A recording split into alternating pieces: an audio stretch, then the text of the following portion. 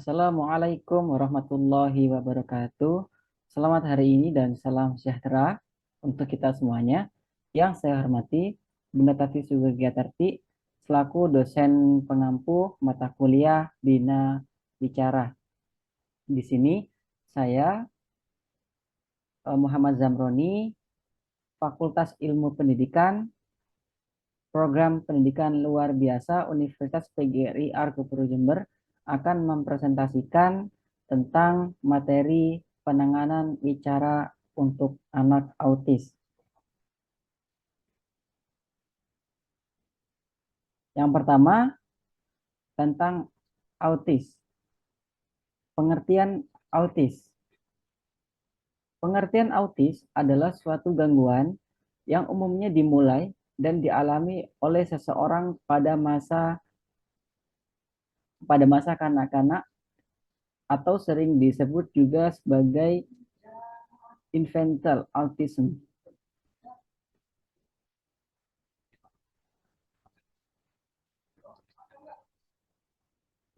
Autis ini pertama kali ditemukan oleh Kenner pada tahun 1943.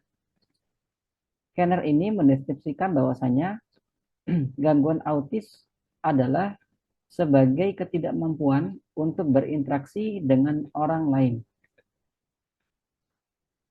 Stereotip dan ingatan yang kuat, serta keinginan yang kuat untuk mempertahankan keperaturan, yang mana itu berada di dalam lingkungannya. Autis ini digolongkan sebagai gangguan perkembangan persesif atau pervasive developmental disorder karena banyak segi perkembangan psikologi dasar anak yang terganggu berat secara bersama seperti fungsi kognitif, emosi, dan psikomotorik.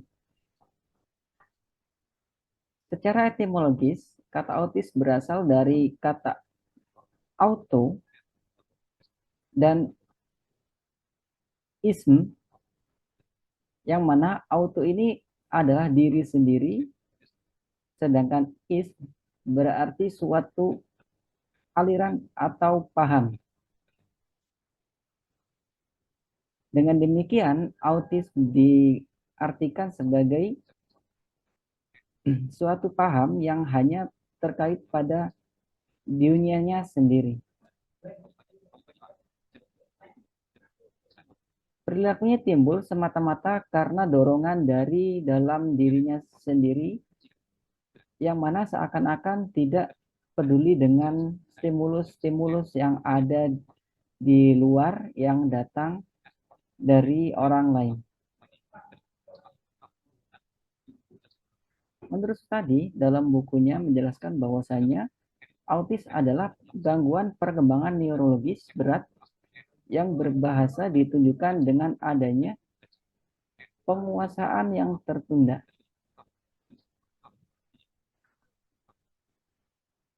Kemudian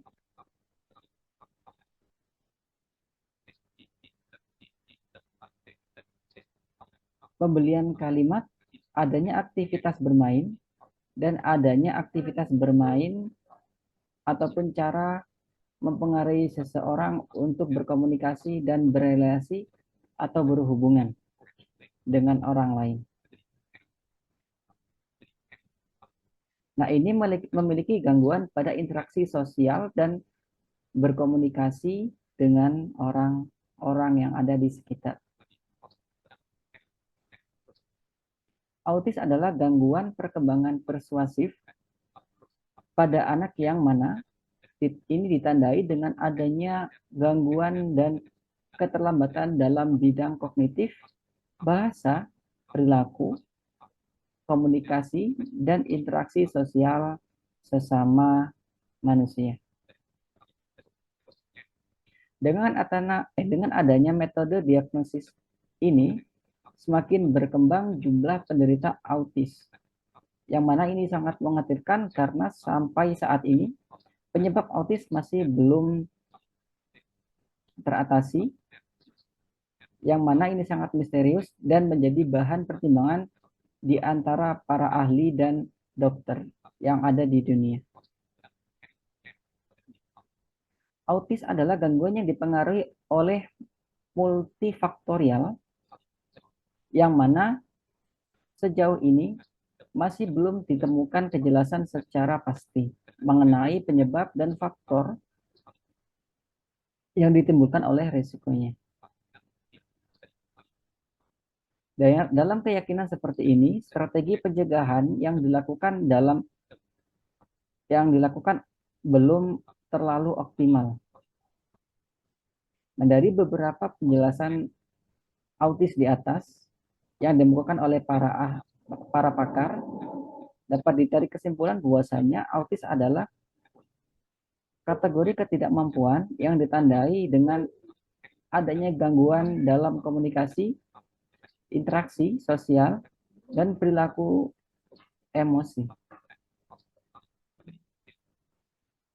Anak autis hanya memiliki perhatian terhadap dunianya sendiri dan adanya pengulangan tingkah laku serta memiliki kecenderungan hidup dalam dunianya sendiri.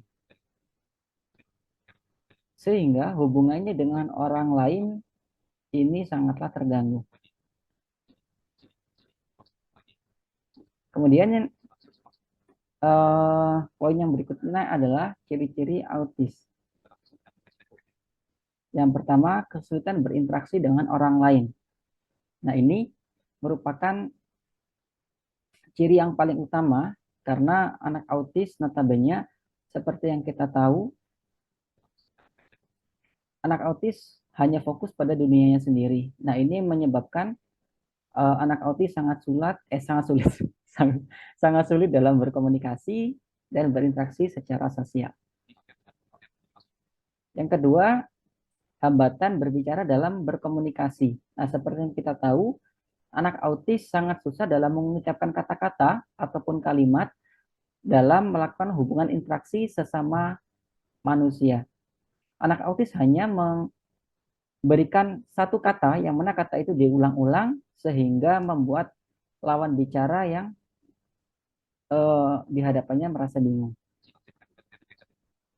Yang ketiga, tingkah laku repetitif dan minat yang sempit. Kemudian yang keempat, gangguan tingkah laku, yang mana gangguan tingkah laku ini bisa berupa anak berlarian, ataupun tantrum, dan juga anak yang sering menyakiti dirinya sendiri. Kemudian yang kelima, kelekatan pada benda-benda. Ya, ini menunjukkan bahwasanya anak autis akan sering menyukai satu benda itu saja, misalnya boneka, maka anak autis akan cenderung menyukai boneka itu saja tanpa melirik ataupun melihat benda-benda yang lain yang ada di sekitar. Yang keenam adalah masalah sensorik.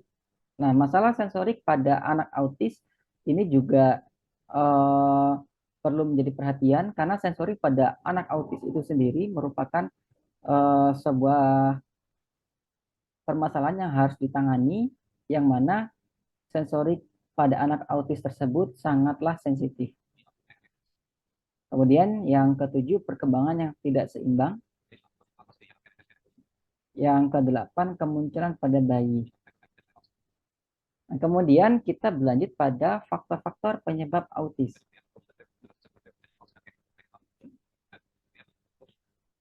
Menurut Gayatri Pemuji 2007, penyebab autis adalah gangguan perkembangan pada anak yang disebabkan oleh gangguan pada fungsi susunan otak.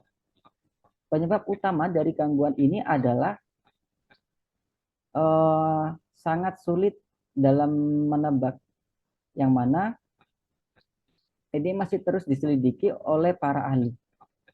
Meskipun beberapa penyebab seperti keracunan logam, genetik, vaksinasi, populasi, komplikasi, sebelum dan sesudahnya melahirkan, ini sering juga disebut. Yang mana ini sering juga disebut-sebut memiliki andil dalam terjadinya autis. Dan menurut para ahli, penyebab autis dan diagnosa dokter adalah yang pertama, konsumsi obat pada ibu yang menyusui. Nah, yang mana konsumsi obat yang berlebihan dan sang ibu tidak memperhatikan dari dosis yang ditimbulkan oleh obat tersebut, maka itu bisa menyebabkan terjadinya gangguan autis pada calon bayi yang ada di kandungan. Yang kedua, faktor kandungan. Nah, faktor kandungan ini biasanya seorang ibu terkena virus rubella yang mana ini menyebabkan gangguan autis pada calon bayi. Yang ketiga, faktor kelahiran prematur dan berat bayi yang rendah dan juga lemahnya bayi yang ada di dalam kandungan. Ini juga menunjukkan bahwasannya faktor-faktor penyebab autis juga bisa terjadi lewat hal tersebut. Ya, kemudian yang keempat, peradangan dinding usus.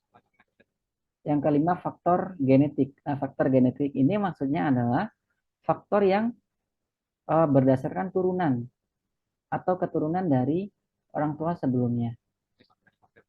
Yang keenam, keracunan logam berat. Yang ketujuh, faktor makanan atau keracunan makanan. Ini juga merupakan salah satu penyebab utama terjadinya autis. Kemudian yang poin berikutnya, kita beranjak pada terapi bicara. Yang pertama, penjelasan ataupun pengertian terapi bicara. Terapi bicara adalah profesi yang bekerja pada prinsip-prinsip di mana timbul kesulitan komunikasi ataupun gangguan pada berbahasa, berbicara bagi dewasa maupun anak-anak. Terapi bicara dapat diminta untuk berkonsultasi atau konseling, mengevaluasi, memberikan pertolongan ataupun penanganan untuk terapi untuk merujuk sebagai bagian dari tim penanganan kasus. Terapi bicara merupakan salah satu bentuk terapi ringan yang diberikan kepada anak yang mana ini tidak hanya terapi bicara saja, yang mana ini terapi saja, yang mana ini boleh dilakukan oleh orang tua, guru, dan juga orang di sekitar yang mana mengerti dalam kebutuhan anak autis. Yang mana ini bertujuan anak mampu meningkatkan kemampuan verbal anak, yang mana ini bisa meningkatkan psikomotoriknya. Terapi bicara pada umumnya menjadi keharusan bagi anak autis karena mereka mengalami keterlambatan bicara dan kesulitan berbahasa. Nah, menurut saya, dari pendapat para ahli di atas, terapi bicara atau komunikasi di atas bisa disimpulkan bahwasanya terapi bicara adalah sebuah terapi yang dilakukan untuk pembelajaran anak secara bahasa lisan atau bahasa tulisan. Dalam berkehidupan, komunikasi sangat diperlukan karena untuk menunjang kehidupan sehari-hari. Yang mana komunikasi ini juga berfungsi sebagai interaksi sosial kita dengan masyarakat. Dan itu pun juga dibutuhkan oleh anak-anak autis untuk kelangsungan hidupnya di masyarakat sekitar. Secara umum, seorang anak dinyatakan terlambat bicara jika ia mengalami hal-hal sebagai berikut. Yang pertama, kemampuan true speech atau bicara benar.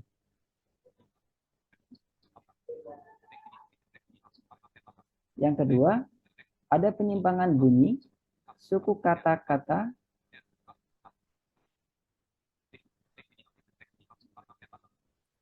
Ada penyimpangan bunyi subkata dan kata. Yang ketiga, pembendaharaan dan norma bahasa berada satu tingkat di bawahnya.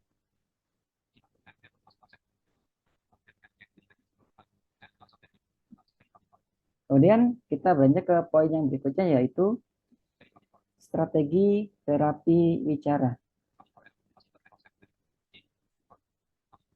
Terapi wicara atau komunikasi untuk anak autis dapat dilakukan menggunakan beberapa strategi, di antaranya yaitu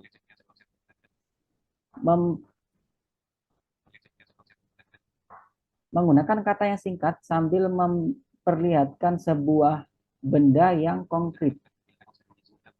Yang mana tindakan ini dilakukan karena anak autis mengalami kesulitan dalam mengalami pemahaman konsep abstrak. Nah, contohnya apabila kita ingin naik mobil, perlihatkan kunci mobil apabila akan dibuka pintu mobilnya. Kemudian yang kedua, menggunakan penekanan pada kata kunci. Penekanan pada kata kunci ini dengan mengeraskan suara pada saat menggunakan kata kunci atau dengan melebihkan kata kunci di belakang kalimat. Tindakan ini diambil karena anak autis lebih mendengarkan pada kata terakhir dari kalimat yang kita ucapkan. Yang ketiga, memperlambat kecepatan ucapan. Nah, ini kenapa kita harus memperlambat ucapan dalam berkomunikasi dengan anak autis, karena anak autis sangat sulit memahami kosakata ataupun kalimat yang kita ucapkan. Maka kita harus pelan-pelan dalam berkomunikasi dengan anak autis.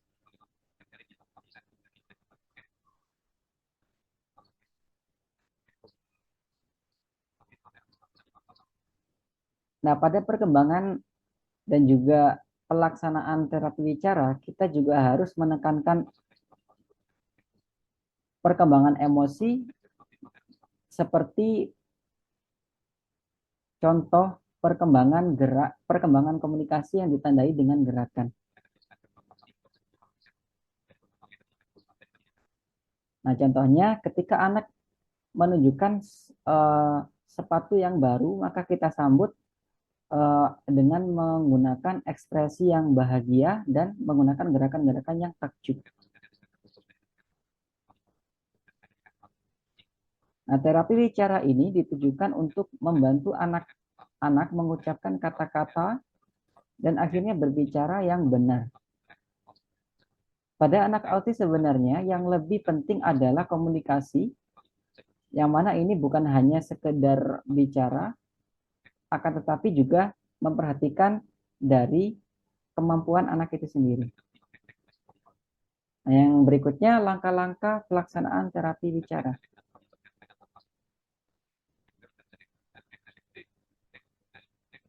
Adapun langkah-langkah dalam terapi untuk membantu anak-anak autis dalam berkomunikasi dan menanggapi pertanyaan langsung, maka caranya adalah perbanyaklah memberi komentar tentang kegiatan yang sedang dilakukan. Nah, contohnya,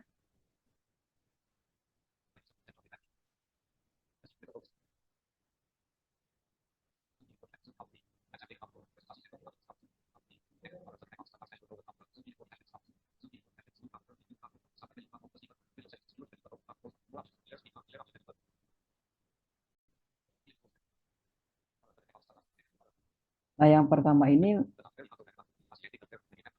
berikan contoh komunikasi yang baik, mengucapkan kata atau menandakan tangan, dan jangan mengkoreksi terlalu banyak tentang anak autis. Yang kedua, gunakan kalimat yang singkat dalam menyampaikan pesan. Yang mana kalimat singkat ini berupa kalimat yang sederhana dengan kata yang sama pada suatu benda. Yang ketiga, tempatkan wajah yang sejajar pada wajah anak. Atau kita duduk bareng dan berlatih fokus untuk melatih kontak mata. Dan ini juga harus diperhatikan, yang mana seorang terapis juga harus duduk bersebelahan dan menatap anak agar bisa lebih fokus.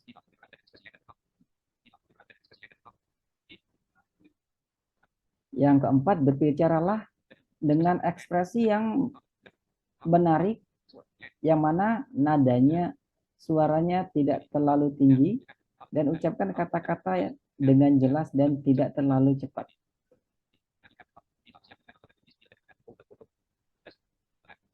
Yang kelima, siapkan anak untuk menerima pesan kita dengan mengatakan, coba,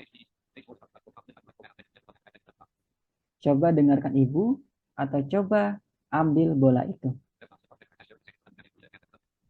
Yang keenam, hindari gerakan tangan yang berlebihan karena akan membuat anak tidak fokus.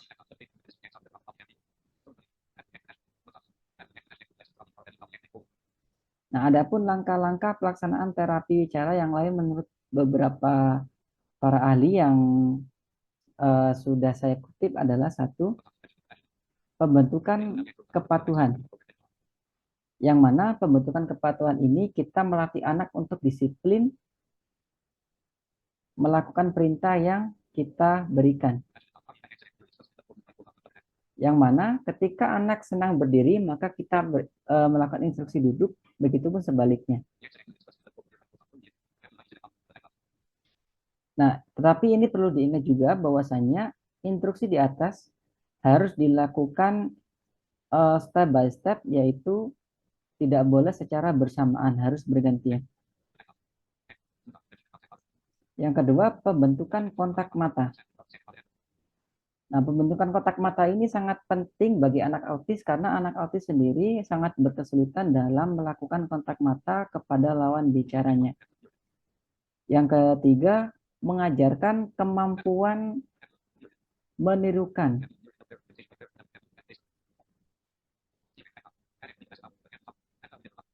Kemudian yang keempat, mengajarkan bahasa reseptif atau kognitif. Nah, ini sangat penting karena ini mengajarkan tentang nama-nama benda, nama-nama barang di sekitar, yang mana ini bisa membangun interaksi sosial pada anak autis itu sendiri.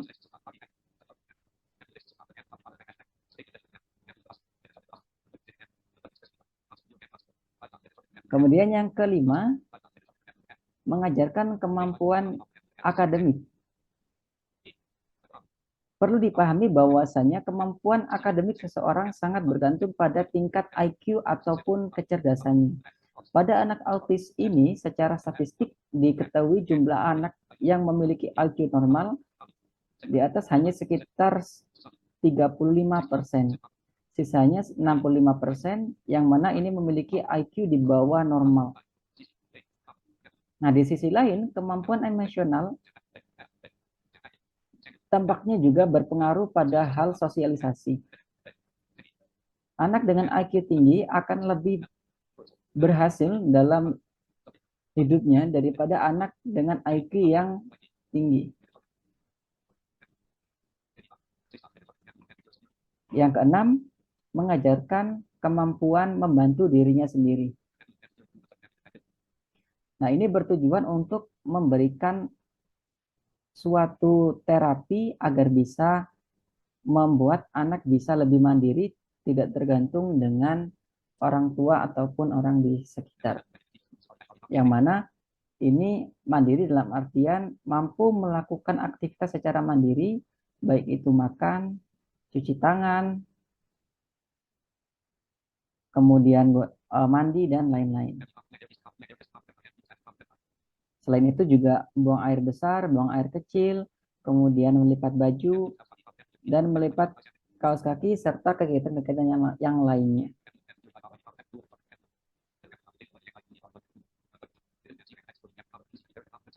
Nah, kemudian jika itu sudah dilakukan, maka kita harus melakukan step berikutnya, yaitu mengajarkan anak kemandirian tentang kebersihan. Baik itu membersihkan tempat tidur, membersihkan meja yang kotor, ataupun membersihkan hasil makanan yang berserakan.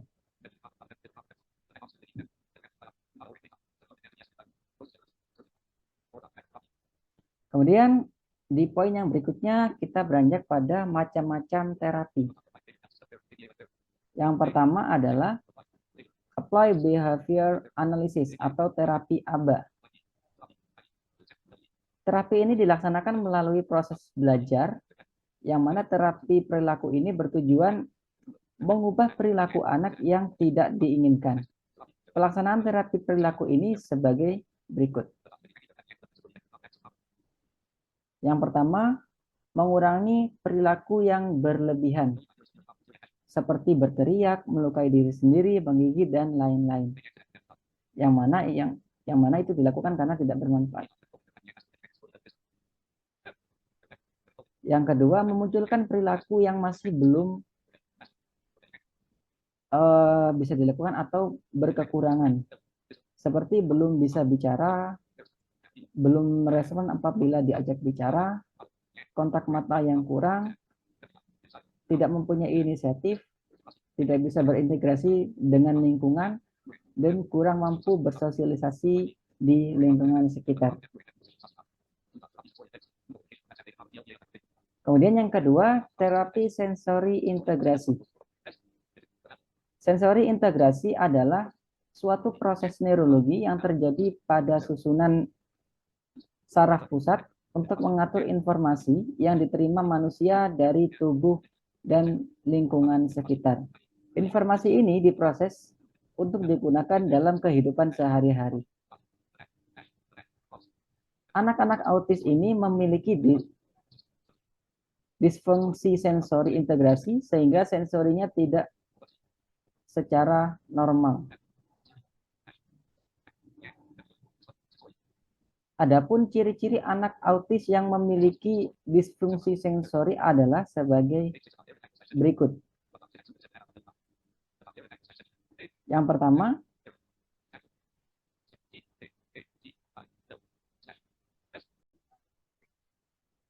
oke, saya lanjutkan, Bunda. Mohon maaf tadi kepotong. Yang pertama, area taktil ataupun sentuhan. Yang contohnya untuk poin A ini 1, tidak suka disentuh ataupun dipeluk.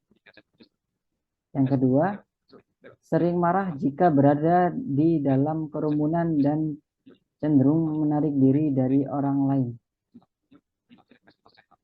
Yang ketiga, tidak merasakan rasa sakit. Yang keempat, tidak suka apabila dipotong kukunya. Yang kelima, berjalan dengan cara berjinjit. Yang keenam, tidak mau menggosok gigi. Yang ketujuh, menyukai tekstur makanan dengan tekstur yang tertentu ya. Nah, itu untuk area spastik. Stil, kalau tidak salah tadi. Kemudian yang kedua, yang poin B, area stable. Yang ini contohnya yang pertama nomor 1, bersikap waspada atau cenderung ketakutan. Yang kedua, tidak suka aktivitas-aktivitas pada tempat bermain seperti berenang, berlari, dan berputar. Yang ketiga, tidak bisa naik sepeda. Yang keempat, takut untuk naik tangga. Yang keempat, selalu berputar-putar. Yang kelima, selalu meloncat-loncat. Yang keenam, selalu meloncat-loncat. Yang ketujuh,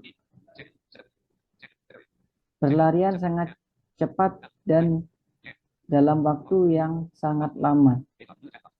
Yang kedelapan, mudah jatuh. Dan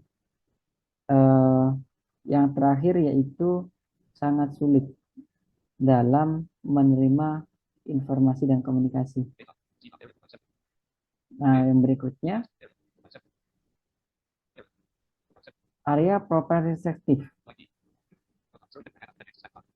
Nah, ini contohnya yang pertama, sering menabrak ataupun menendang sesuatu. Yang kedua, sering menggigit ataupun menghisap jari. Yang ketiga, sering memukul. Yang keempat, sering menggosok-gosokkan tangannya pada meja.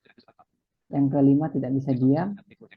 Yang keenam, tidak bisa naik turun tangga. Yang ketujuh, kurang keras atau terlalu keras memegang sebuah pensil. Yang kedelapan, cenderung ceroboh. Yang kesembilan, menggunakan tenaga yang mana cenderung berlebihan. Yang ke-10, postur tubuh kurang baik. Yang ke-11, selalu menyodorkan kepalanya pada lengan ketika belajar. Yang ke-12, sering mengertakkan giginya.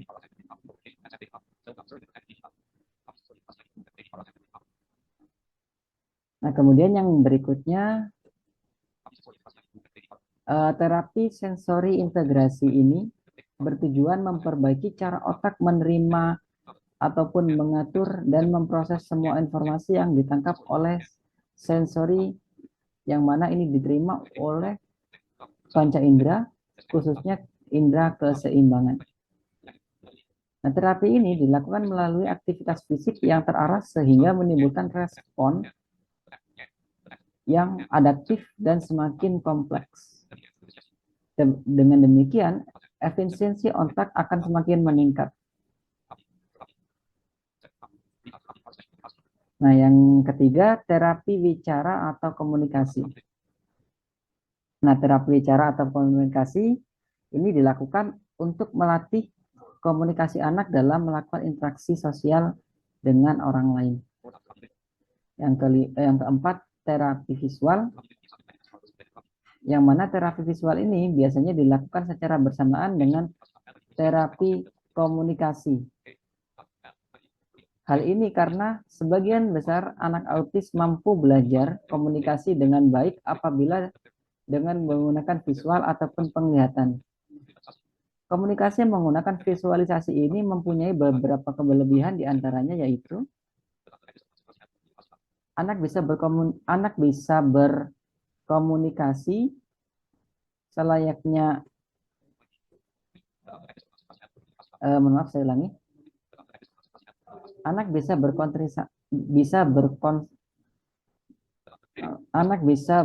berkonsentrasi dalam berkomunikasi.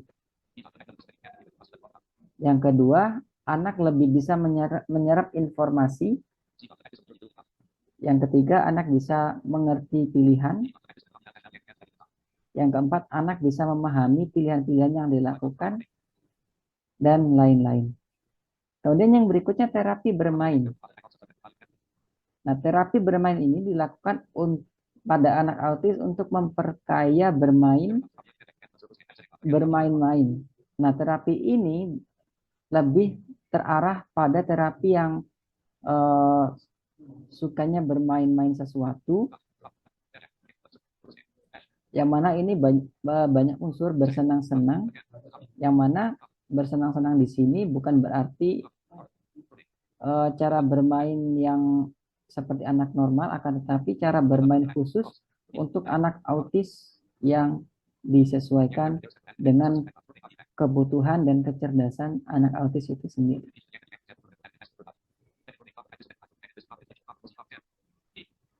Dengan bermain, anak autis bisa menggapai perkembangan fisiknya, intelektual, emosi, dan sosialnya. Selain itu, secara tidak langsung bisa melatih kekuatan dan juga keseimbangan serta melatih kemampuan motoriknya. Yang keenam atau yang berikutnya yaitu terapi musik. Nah, terapi musik ini bertujuan untuk mempengaruhi perkembangan dan pertumbuhan psikomotorik dan visomotorik secara optimal. Musik yang digunakan oleh terapi harus memperhatikan karakteristik anak autis.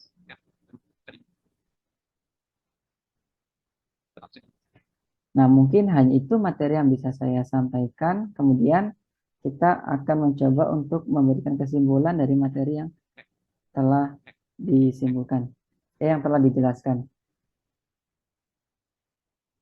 Penanganan pada anak autis sangat diperlukan untuk membantu proses belajar, baik itu dalam bidang afektif, psikomotorik, dan kognitif. Anak autis juga memerlukan beberapa terapi untuk mendukung proses belajar dalam menggapai tujuan-tujuan yang diutamakan, yang mana tujuan-tujuan tersebut difungsikan untuk membantu anak autis agar lebih bisa mandiri, lebih bisa berkreasi, dan lebih bisa menolong dirinya sendiri. Mungkin hanya itu yang bisa saya sampaikan pada materi Bina Wicara, penanganan wicara pada anak autis. Kurang lebihnya saya mohon maaf. Saya akhiri. Terima kasih atas perhatiannya. Wassalamualaikum warahmatullahi wabarakatuh. Salam hebat luar biasa, salam mandiri, salam inklusif.